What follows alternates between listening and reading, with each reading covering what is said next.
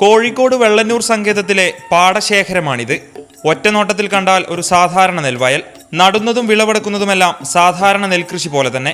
പക്ഷേ ഈ നെൽച്ചെടി ഒരു വരത്തനാണ്. അസം വയലുകളിൽ കാണുന്ന അഗോനി ബോറ.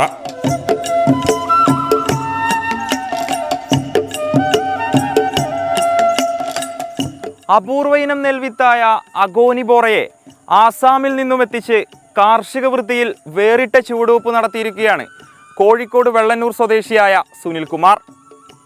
മാജിക്കൽ റൈസ് എന്നറിയപ്പെടുന്ന അഗോനി ബോറയുടെ പ്രത്യേകതകൾ എന്തെല്ലാമെന്ന് നോക്കാം.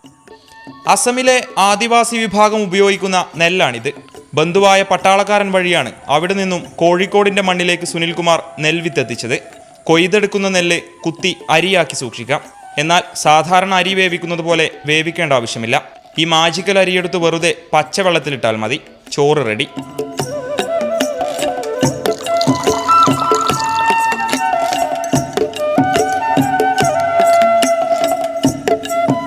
ഈ അഗോനി ബോറ എന്ന അരിയെക്കുറിച്ച് ഒരു ഫേസ്ബുക്ക് പോസ്റ്റ് കൂടിയാണ് ഞാൻ അറിയുന്നത്.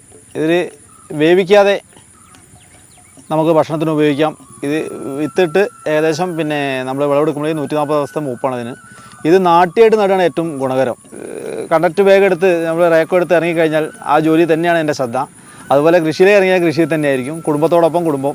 അപ്പോൾ എല്ലാം കൂടി നമ്മൾ മാനേജ് ചെയ്യാൻ ടൈം നമുക്ക് ഉണ്ടാക്കാൻ പറ്റും.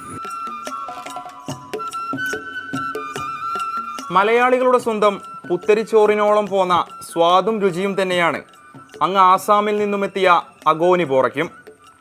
ഏതായാലും സുനിൽ വെള്ളന്നൂരിൻ്റെ വൈവിധ്യമായ കൃഷിരീതികൾ ഇനിയും തുടരട്ടെ എന്ന് നമുക്ക് ആശംസിക്കാം. കോഴിക്കോട് നിന്നും ക്യാമറാമാൻ പ്രവീൺ ധർമ്മശാലയ്ക്കൊപ്പം മുബഷിർ പി അക്ബർ,